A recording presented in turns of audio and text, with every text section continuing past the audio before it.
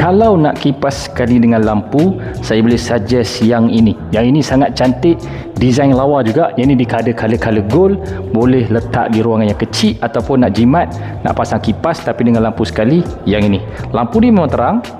Nampak sekarang saya tutup, dia ada 3 mode color. Okey, sekarang ni color kuning off, ini color putih kuning, dan ini color putih. 3 mode. Ada kipas juga, ada 6 speed kipas. Saya terus pergi kipas yang speed 6.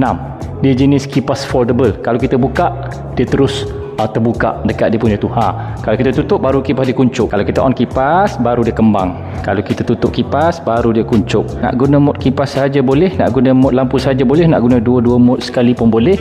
Dia punya remote ada timer, forward dan reverse. Ini contoh saya letak dekat ruangan tangga. Kecil sempit, nak pasang kipas dan lampu sekali, memang tak cukup ruang. Tapi yang ni boleh. Gelap kalau tak ada tu, dan panas. Kalau ada ni, terang dan sejuk. 2 in 1, kipas dan lampu sekali jalan.